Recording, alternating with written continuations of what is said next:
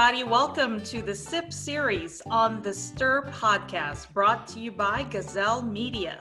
I'm your host, Trish Muyco-Tobin, and joining me as always is our guest co-host, author, entertainment columnist, sitcom producer, and a superwoman in her own way, Debbie Baldwin. Hello, Debbie. Hi. I don't know if I can live up to that intro, but thank you. Well, because, we are devoting this entire show today to the female superheroes of the silver screen, our Wonder Women, our lady ass kickers, so to speak. Deb, tell us a little bit more about how you gleaned the movies that are going to be on your list today. Well, as you can imagine, it's a much smaller pool to choose from than, say, scariest movies of all time. Right. But I was actually pleasantly surprised, refreshing my memory with some seriously, badassery women dating back to the 80s. And, there's, what I left off was Barbarella and the great, Jane Fonda. There's some great 70s movies that I kind of skipped over because they don't hold up as well. They're more kitschy now and sort of like a Foxy Brown, which is a classic blaxploitation film of the 70s. So we want to take the female heroine to modern day, I guess, this list. Yes. And, as much as these scenarios are often fantasy, these women are more believable, and they take on the role the way a male actor would. Sure. And so I think we have a great list, and I'm in awe of both the actors and the characters. I think so too. And I don't know about you, even though this woman doesn't qualify as one of the silver screen, whenever I think of superheroes, I think of Lynda Carter for sure. and Wonder Woman on TV. Put her name down. Yes, I mean, she's still my favorite superhero of all time. And, when I was growing up, I insisted that I always be Wonder Woman. Every time there's a superhero party, I was always Wonder Woman. Nobody else would do. I mean, for an entire generation of boys and girls, for different reasons,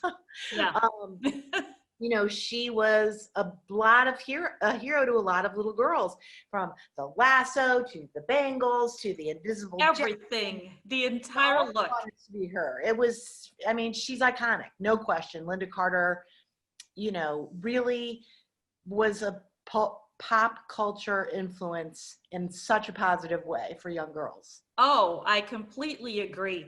But as you'll see, and as Debbie was talking about, you don't necessarily have to be an Amazon warrior princess or have superhuman powers to prevail over the bad guys. I felt like I needed to get in shape for this episode, Deb. Just finding out how some of these actresses train for their roles, it's unbelievable. So our very first female heroine,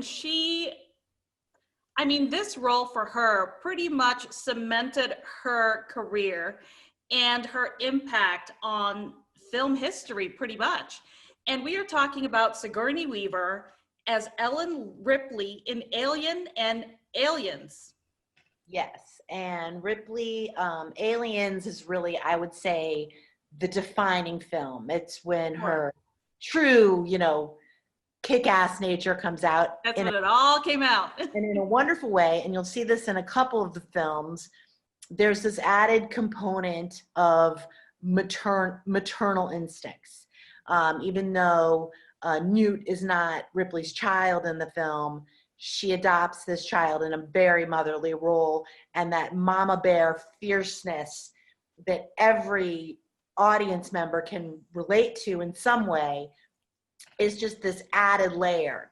And so Sigourney Weaver really set the bar with 1986's Aliens. Keep away from her, you bitch. I can remember the whole theater just bursting into cheers. Oh, I'm sure, yeah. And you could argue that the other huge badass woman in this movie is the alien.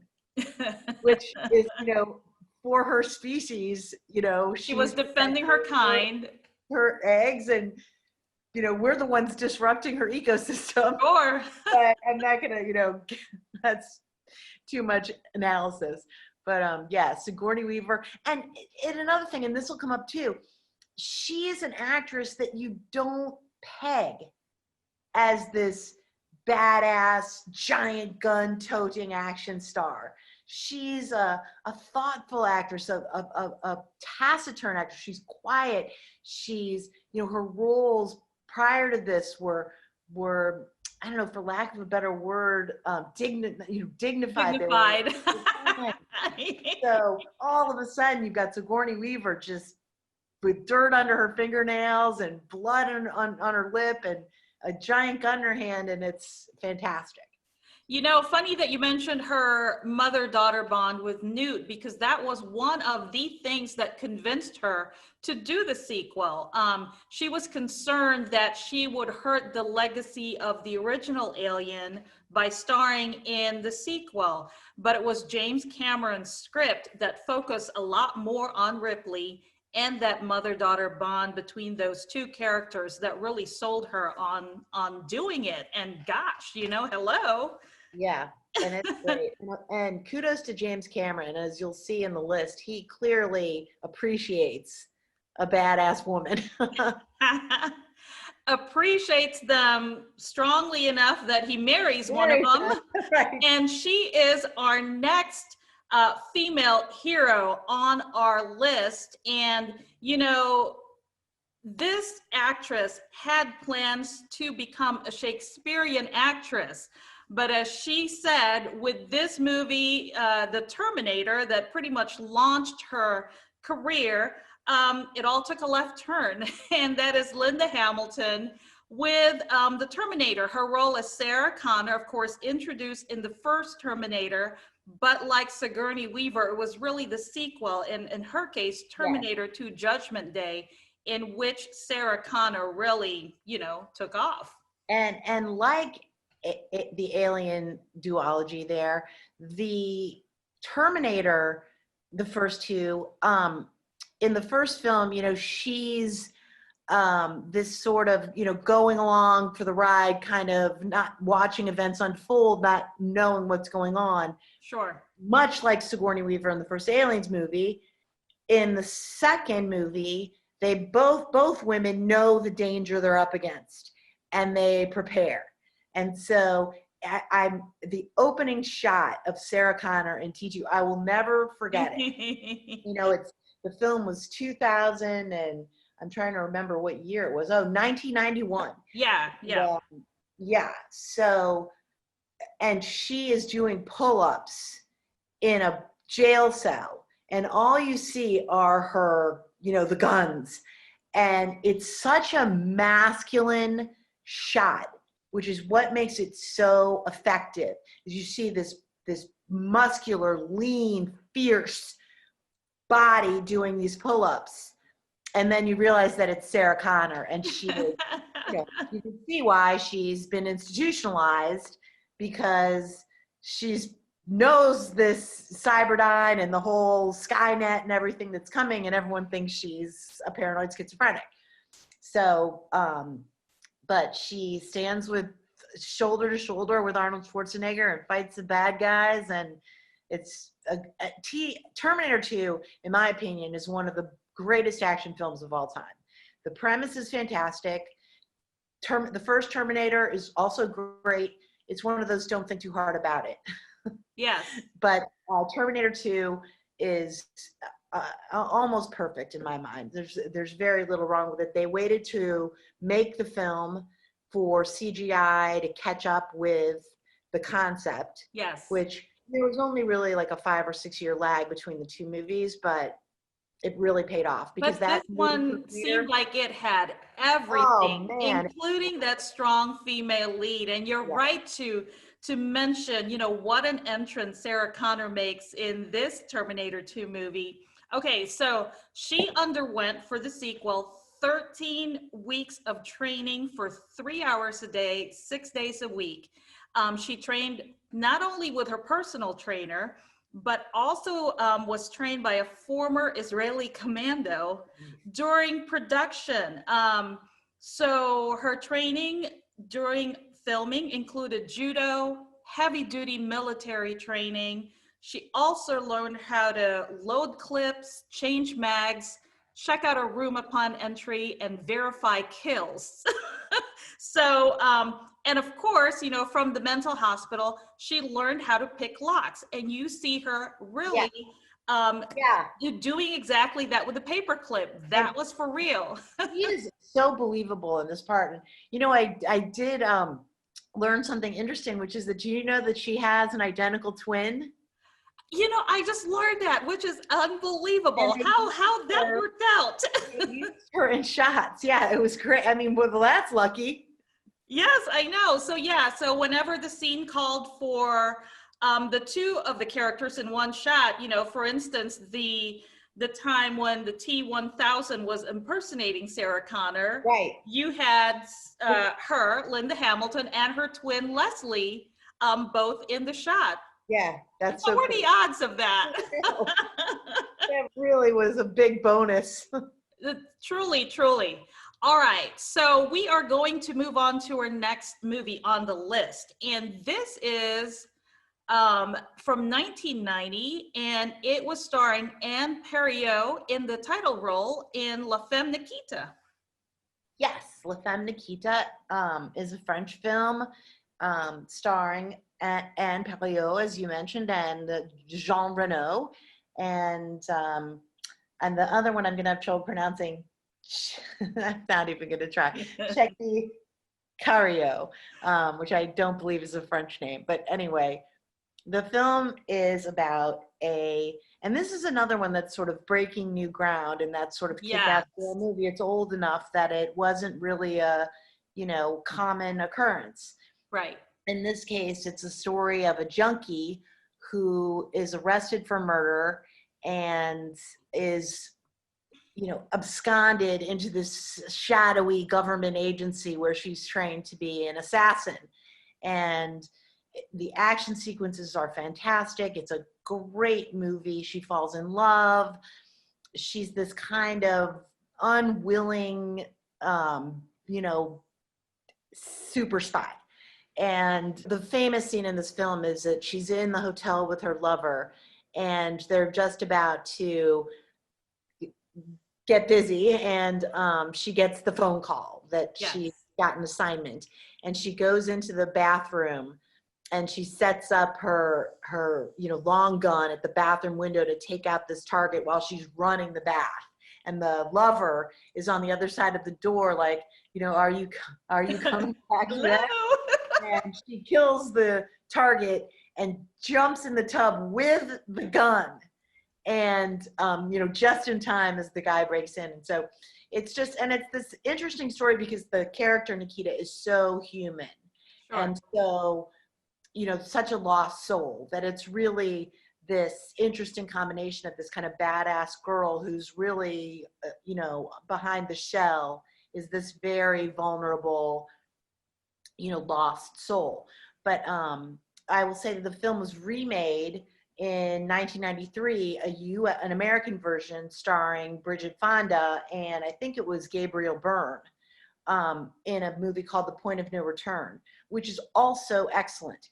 That doesn't happen very often, but both films are worth seeing. I mean, it's the same movie, but they're both great. See, I didn't even realize that that was a remake of La Femme Nikita. So, as as we mentioned at the start, there's an overarching theme here that most of our actresses really train with heavy ammunition. In the case of Anne Perriot, she got so handy loading and unloading a gun, you know, for her training, because she would do it in her spare time. She'd be sitting in her car and load and unload a fake gun, you know, just to practice. And she got so good at it, she was actually pulled over by the cops one time because she thought, you know, they thought the gun was real. But that's, you know, dedication to your role when you're doing that at traffic stops. And I mean, there are some scenes in this movie, the action sequences in this movie, she must have been just beaten to shit because they are too real for her not to have actually been injured during. Right. Like it's a very, very well done film. All right, so our next film takes place in the US, and we are going to move on to Lieutenant Jordan O'Neill in G.I. Jane, as played by Demi Moore. And this was a 1997 film. Yes. It is an action movie, but in a much more gritty realism way. It was a very controversial casting choice at the time to cast Demi Moore in this role of a young woman. She's a topography specialist and cartography specialist for the U.S. Navy, who tries to become the first woman Navy SEAL in this fictionalized version of the story. She was thought of at the time as very much the kind of rat pack, beautiful, playing the rich girl character. And this, talk about casting against type, this was a massive shift. And she was fantastic with her shaved head and going through what is in the film the equivalent of like BUDS training for Navy SEALs, which stands for Basic Underwater Demolition, and I'm trying to remember what the S stands for. But anyway, you get the idea. It'll come to me like after I hang up with you. So she is succeeding, and in the middle of this training, she has to fight this accusation that she is a lesbian and she has been behaving misappropriately with some of the female soldiers, or sailors, I guess I should say, since they're in the Navy. Yes. And has to drop out, and then the charges, it turns out that they were fabricated, so she gets back in, and then there's this big go-go, rah-rah USA bit where sort of, again, don't think too hard about it, the recruits are all sent to Syria to help out a team of Army Rangers who have confronted a Syrian militia force, and she kind of saves the day. And spoiler alert, it doesn't really ruin the movie to know that, because there's a lot that sort of follows, and there's a big conspiracy theory going on behind the scenes. It's a good film. It's a very interesting film. It gets criticized a lot for being a little too like Go Joe USA type, we're always poking our nose in where we don't belong type of thing. But if you are, I would say for the average moviegoer, certainly for me, you're like, yeah, like you're not really getting involved in like international politics as you're watching the movie. You're just watching a great, entertaining action movie. So, yeah, and the gender aspect of the women in the special forces is obviously still a prevalent issue. Well, I was going to say, I found it interesting. This movie was released in 97. It took 19 more years for women to finally be allowed to train for the SEALs. So, it took a while. Yeah. And Demi Moore herself would say in that memoir that was released last year, I believe, Inside Out, that this film was the proudest of her professional career. As it should be. Yeah. I mean, she really, and there are scenes in this movie that will, raise the hairs on your arm. It's very realistic, as you would imagine it to be. Yeah. They haze her as they would, or worse than they would, a male recruit. And, she just bites into this character with everything she has, and she really deserves the recognition that she got for the role.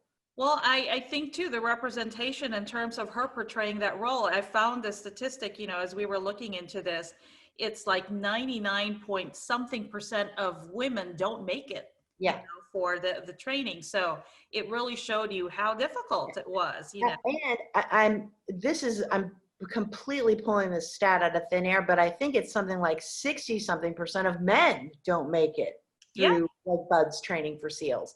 There's a bell you ring to voluntarily withdraw from training. It's a 4-week training program with a week that's known as Hell Week, where they do things like stand in 50-degree water, holding up a log. And I mean, you can't imagine what they say. I think the total of amount of sleep they get, in my novels, there's a team of former SEALs that are characters in the book. So I did a lot of research on this.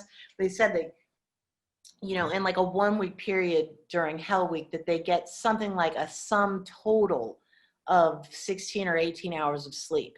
Oh, goodness. 7-day stretch. I cannot even imagine that. And Wow. All right. So this is a different kind of training here, completely different. For our next heroine, she starred in the only martial arts film to date to be nominated for the Academy Award for Best Picture. And we are talking about Michelle Yeoh as Shu Lane, and really kind of by extension, Zhang Ziyi as Jen Liu in Crouching Tiger, Hidden Dragon.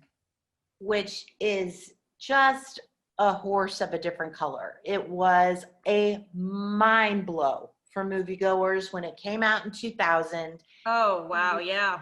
Really became a household name as a director in America after this film.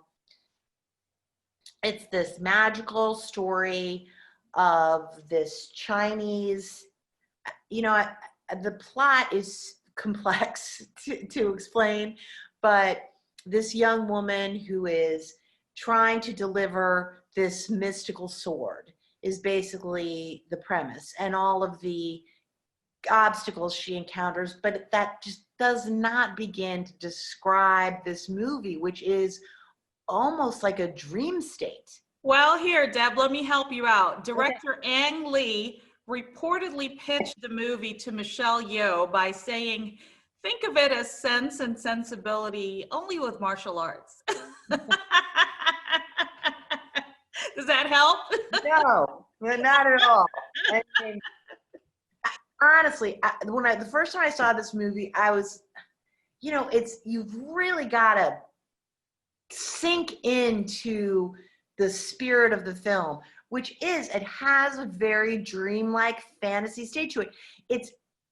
And I think I've heard Ang Lee was being quoted as saying this years ago, but I could just be making it up in my head because I'm a very unreliable resource, that it was how he imagined martial arts fighters as a child.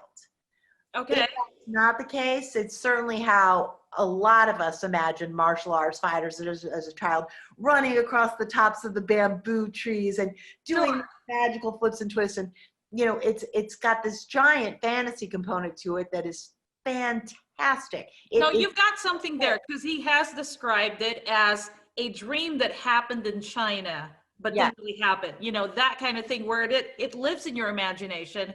And to say that one is blown away after seeing this movie, that's not an exaggeration, because no, it's not. It really is something. Yeah. So, but anyway, Michelle Yeoh, who does not speak Mandarin, had to include that as part of her training for the movie. For the entire year leading up to production, she did nothing but prepare for that role as Shu Lin, concentrating on the training and again, learning Mandarin. She tore her ACL during production, and she had to be flown back to the US for knee surgery. And then when she returned to filming, they had to shoot the non-action scenes first until that knee healed, and then she was able to shoot again. I mean, talking about just, taking one for the team and really, finishing it to the very end. So I mean, you read these, like the stories of these action films and how injured these actors get. Yeah. When they're doing their own stunts, especially, but even not. I mean, it's a risky business. All right, so now we're going to turn our attention to a character described as the deadliest woman in the world. She's a former member of the Deadly Viper Assassination Squad. And we are talking about the bride as portrayed by Uma Thurman in Kill Bill Volumes 1 and 2. And this is my favorite, or these are my favorite movies on the list by far. They are hyper violent. They are, again, in a different way than Crouching Tiger, Hidden Dragon. You have to get into the spirit of the movie. Quentin Tarantino, this is his, just the crowning achievement, in my opinion. Uma Thurman plays a bride whose wedding has been disrupted, shall we say. You get little snippets of it in flashback throughout the film. And she is bent on revenge. And she goes after the people responsible.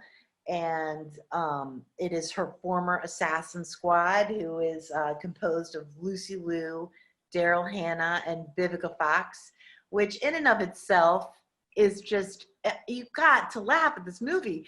It's like a Charlie's Angels of assassins. They picture Quentin Tarantino as a kid. Like, what would his fantasy movie be?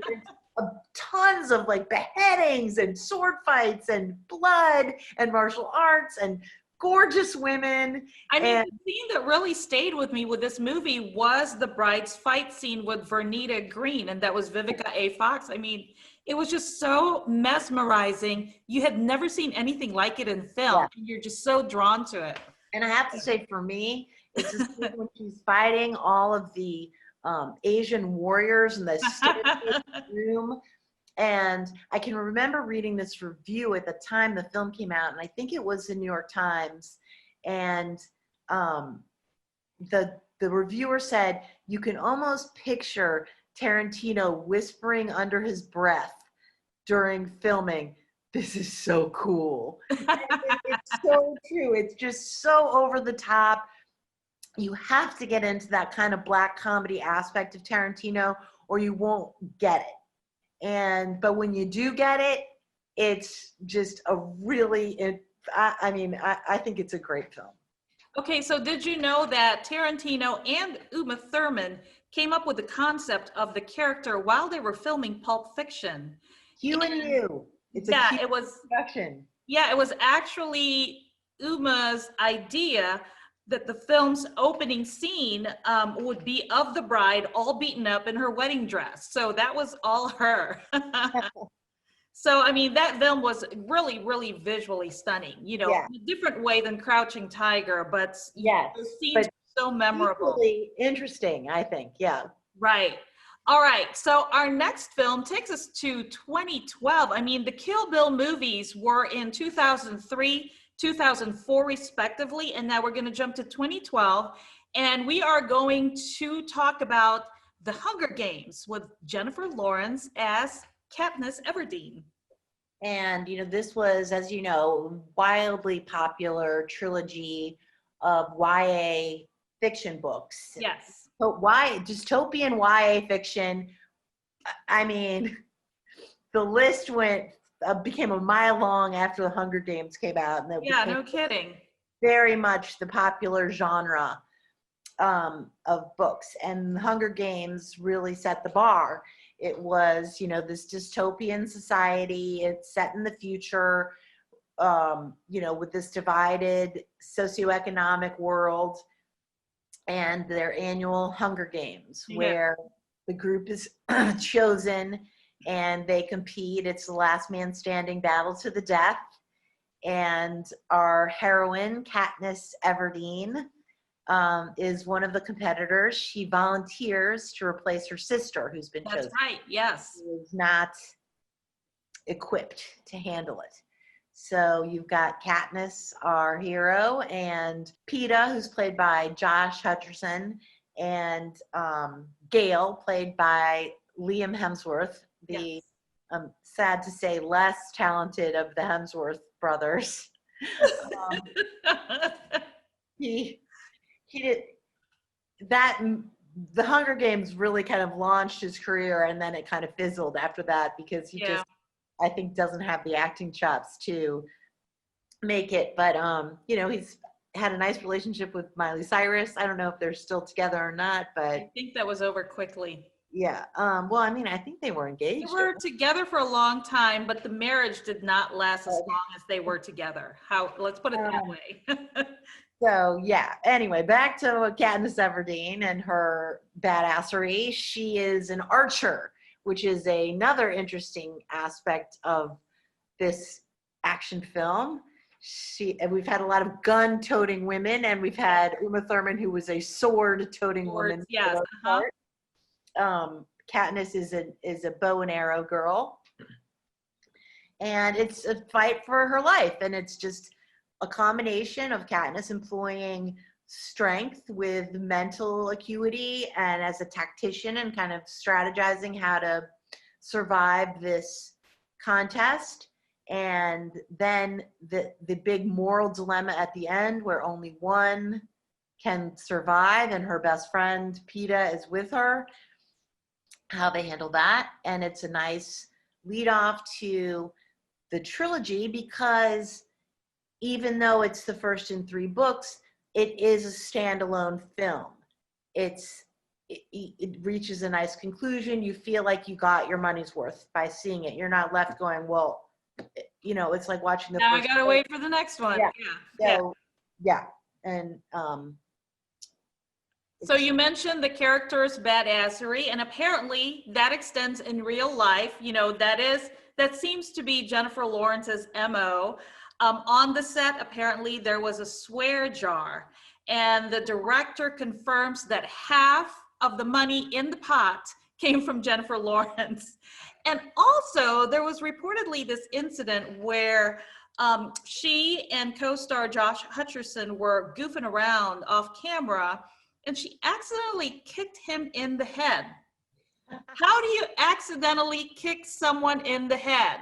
But apparently it happened, and Josh got a concussion from it. Because you know that Josh Hutcherson is not known for his height. He is. Yes, that's true. I mean, honestly, I think the internet lists him as 5'7", and if he's 5'7", I will eat my hat. There's no way. I think I'm taller than he is. And then you've got Liam Hemsworth, who's 6'2" or 6'3". The jerry rigging they must have had to do in filming to make that all even out. But yeah, so when you said she kicked him in the head, I was like, you know, accidentally though. Hollywood is not known for, you know, male movie stars are not typically known for their height, but there's a Tom Cruise short, which is that sort of, I would say 5'7". The average height of a man in the US is 5'9", so that sort of 5'7" to 5'9" range, which is, you know, completely normal in Hollywood and even outside of Hollywood. Then you've got this kind of group of actors with this who are a bit more diminutive, are, you know, 5'4", 5'5". But anyway, it sort of pigeonholes them as character actors in the same way a certain weight would pigeonhole a woman as a character actor. But good point. Yeah. I digress. So all right. Off the map with Hunger Games. So our next female heroine.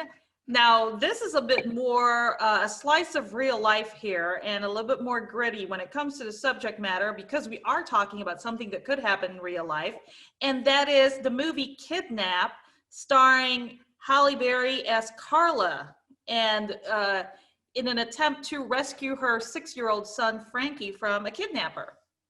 Now, this is one of those movies where you have to let go. You know, there's always this sort of, anyone in law enforcement or anyone with sort of, you know, average IQ would say kidnapping has to be the stupidest crime. You know, how does it ever work? How do you ever make the exchange? How are you ever clever about it? And you think about like, I think about like Dennis Hopper in Speed maybe did it in a pretty clever way where he had to drop the ransom in the trash can and it was over a manhole. But I mean, by and large, it's gotta be a mess, kidnappings. And this is a clear example of that, where Halle Berry plays a divorced mom, a single mother who's in a custody battle for her child. And she takes him to a carnival where he is abducted when she turns away to take a phone call, which is, oh my God, you know, that's every mother, I think about that all the time when I've got my kids out at the, when they were little, you have them at the mall or you have them somewhere and the phone rings and you turn your back for a second and you can't see them for a second and your heart just stops. Sure. And you're right there. But this is the scenario. This kid gets snatched. And Halle Berry, as we know, is fully capable of being a badass, turns it on, and she goes after this kidnapper. She chases him in the car. It's this long, drawn-out, semi-believable scenario of, these cars sort of magically appear, and I don't know, you just have to go with it, is my point. Right. And let her do. It's Halle Berry, and she can convince you, to be in and again, like this, she would be the one to convince you. And like Aliens, this is that mother bear scenario where nothing is going to stop her from going after this man who's taken her child. And that's exactly what she does. And it's a little, there's scenes where she's trying to go to law enforcement to get help and she can't really get the help she needs, but she, sees that there's the wall of all the missing kids, which is now becoming a bit of a cliche in films like this, that shot in the police station or the FBI of those missing black and white missing flyers that are just all over the wall. I mean, I can think of like at least 5 films where that's a pretty standard shot, but it's effective regardless. I guess it's a cliche for a reason, right? Yes, true. That's true. She did herself say in an interview, she really channeled her inner mama bear. So everything about the film, as far as she was concerned, was instinctual. I mean, down to that almost growl that she does when she delivers that line, you took the wrong kid. Yes. Remember that? Yeah. So who'd have thunk that, a mom in that red minivan would be a solo fighting machine? Yeah. Yes, and she did, definitely. All right, so our next movie is, my gosh, I don't know what to say about this, but I was so relieved that she was able to take on this role and really, really make it her own. And this is coming from a Lynda Carter fan. And we are talking about Wonder Woman with Gal Gadot, and that was released in 2017. And boy, did it take the movie world by storm. It's Wonder Woman is a DC Comics character. Yeah. It's outside of the Avenger realm.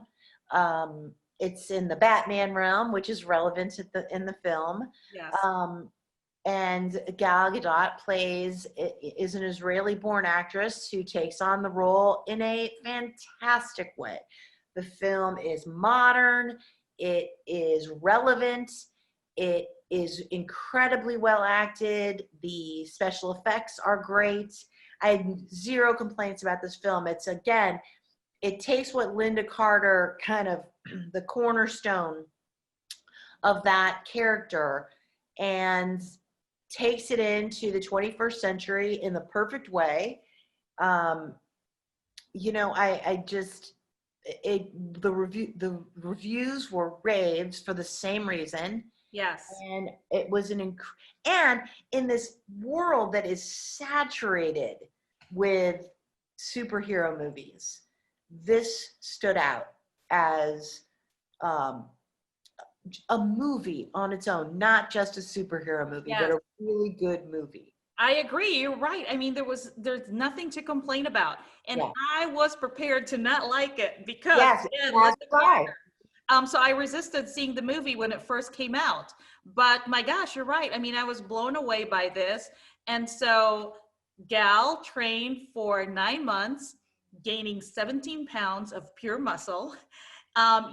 Before she started in this movie, she was on the verge of giving up on acting because she had gotten rejection after rejection after rejection. Before she became an actress, she was a former Israeli combat instructor, Deb. She was also a former beauty pageant contestant. And so when she trained for Wonder Woman, she brought in some of those combat instructor skills. She trained in terms of training. It involved swordsmanship, kung fu, kickboxing, Brazilian jiu-jitsu, horseback riding, among other skills, all apparently tougher than her training for the Israeli military. But my goodness, it worked. It's so cool, and it's cool that they took a risk on an unknown actress. She was so dead perfect So for that effective. role. Yeah. I mean, you can see how she won it, but you wonder how in this, like, it's like winning Powerball to be an unknown trying to get a role like that. Right, So, right. but yeah, like I'm sure once she got in front of the producers and the casting people, that she made a strong impression. Obviously she did. But yeah, what a fantastic jackpot for Warner Brothers. And yeah. Okay, so one other really cool thing about Gal Gadot in this role, for half the time during filming, she was pregnant with her second child. So what they did to hide that baby bump was they actually cut a triangle out of the front of her Wonder Woman suit and covered it with a bright green cloth, so they can replace it digitally post-production. So, another feat for Gal Gadot. It's unbelievable. And that's unbelievable. Such a seamless movie. So there you go. So from one superhero to another, we're going to move on to a Marvel comic superhero, and that is Captain Marvel, with Brie Larson as the title role and / Carol Danvers.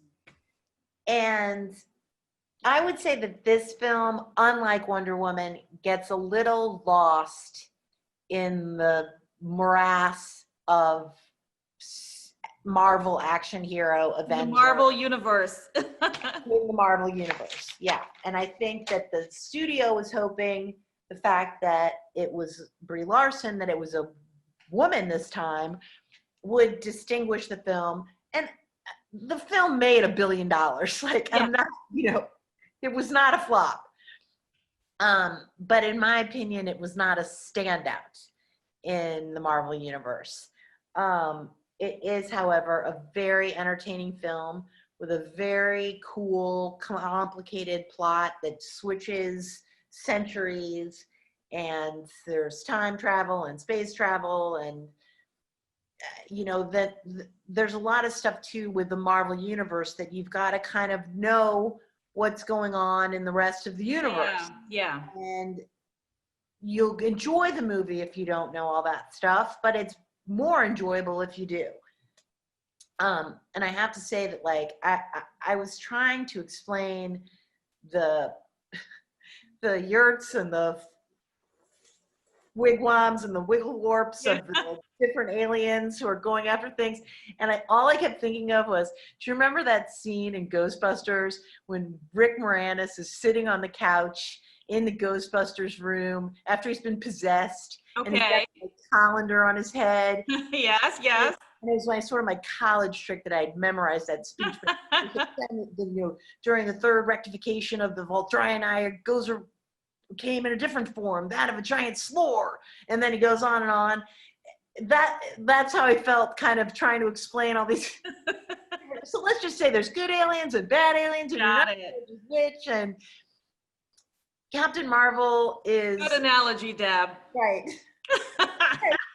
And superpower, we've really gone up the deep end with this whole category. I mean, we're talking about like short guys and Rick Moranis, another short guy, Rick Moranis. Anyway, Captain Marvel is an entertaining film. Let's get it. Should we be very serious? I feel like I should have like a bow tie on or something. Captain Marvel is a very well acted. Brie Larson is incredibly talented. And Academy Award-winning actress, right? And she is, yes, I forgot she'd won the Oscar. From Room. And she is great in the role, and there's some great supporting cast in this film as well. As I mentioned, it earned $1 billion at the box office, and is another just great addition to the Marvel universe. Most definitely. Okay, so our final actress superhero, we're really not going to pin her down to just one role. She's had so many, but with each one, she really has given it her own special magical touch. And we're talking about Angelina Jolie. And it's funny because when you say the name Angelina Jolie, you don't think action hero.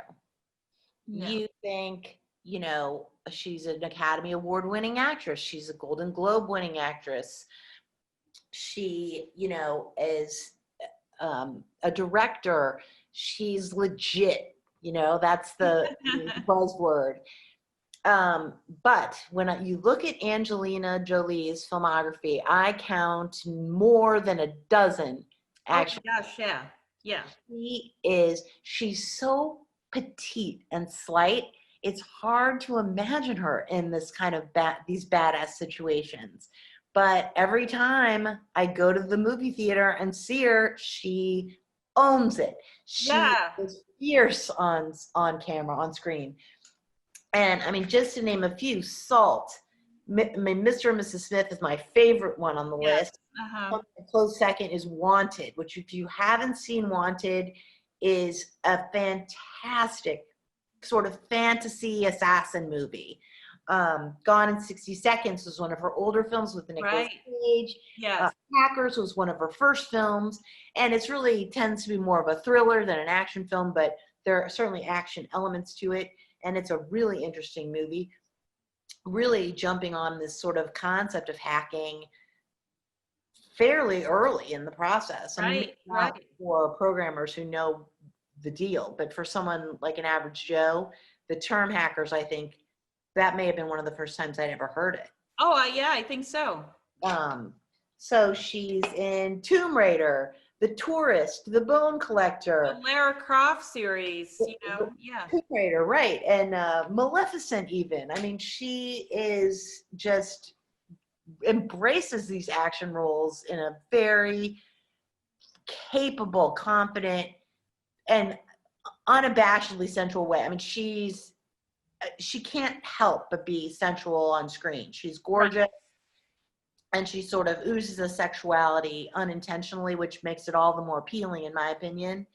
But so But she really takes command of every scene. I mean, she has this commanding presence. Yeah. And the other thing that's really cool, and we have to mention she is a hero in real life. I mean, with her work as Goodwill Ambassador to the UN, she advocates for a number of causes: women's rights, conservation, education, and of course, her work on behalf of the refugees in many impoverished parts of the world. So she's the real deal. Yeah, she kicks ass on screen and in a very different way kicks ass in her private life. And, she's the celebrities' personal lives, everyone's got an opinion, everybody speculates. It's none of my business, and I don't really care. I know what she does.